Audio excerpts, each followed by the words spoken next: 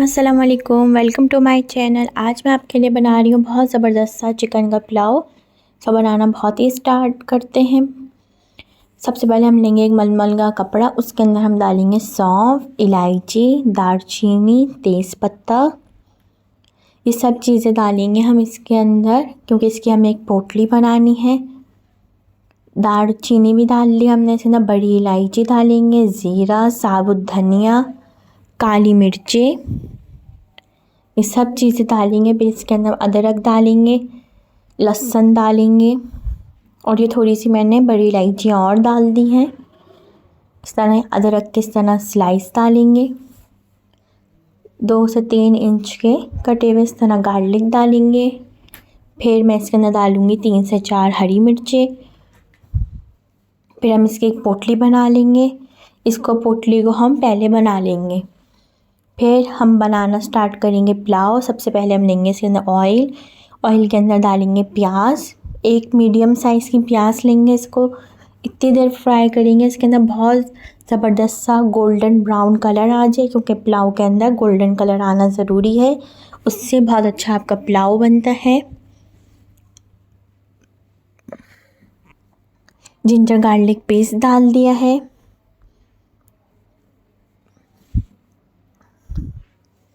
तो फ्राई करूँगी मैं, इसके अंदर डालूँगी फिर चिकन डालेंगे। चिकन को भी डालने के बाद इसके अंदर फ्राई करेंगे, 1 से 2 मिनट फ्राई करेंगे ताकि चिकन पिंक से वाइट हो जाए।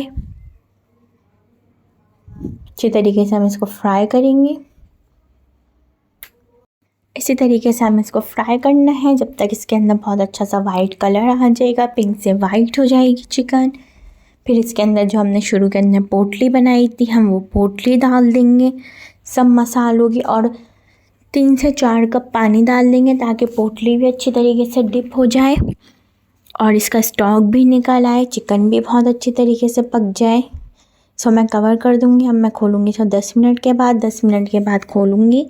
फिर इसके अंदर मैं डाल दूँगी आधा कप दही डाल के इसको मिक्स करेंगे। बहुत ज़बरदस्त ये पुलाव बनता है। अगर आपको रेसिपी पसंद आए तो अपने फैमिली फ्रेंड के साथ रेसिपी को ज़रूर शेयर करिएगा। अच्छी तरीके से इसको मिक्स करेंगे। फिर जब ये अच्छी तरीके से पक जाएगी, चिकन अच्छी तरीके से गल जाएगी, इसका स्टॉक निकल आएगा, तो फिर हम ये पोटली बाहर निकाल लेंगे। पोटली बाहर निकालने के बाद हम इसके अंदर डालेंगे चावल, भीगे हुए बासमती चावल।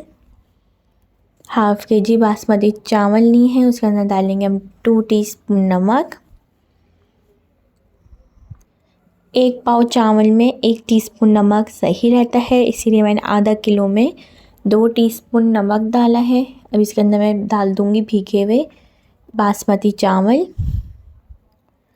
इनको डाल के अच्छे तरीके से पकाएंगे। फिर जब ये अच्छी तरीके से इसका पानी ड्राई होता हुआ आ जाएगा, तो फिर इसको हम दम पे रखेंगे 10-15 मिनट के लिए। जैसे हम चावलों को दम पे रखते हैं, आखिर में हम डाल देंगे जायफल जवित्री का पाउडर 1/2 टीस्पून। लास्ट में डालेंगे ताकि अच्छी सी खुशबू रहे चावलों के अंदर। तरीके से इसको मिक्स करेंगे, इतनी देर मिक्स करेंगे ताकि पानी बहुत अच्छी तरीके से ड्राई हो जाए, और इसको हम कवर कर देंगे 10-15 मिनट के बाद। और मैंने इसको सर्व कर दिया। इसको रायते के साथ, सैलेड के साथ, जिसके साथ भी आप सर्व करना चाहें ज़रूर सर्व करें, ट्राई करें।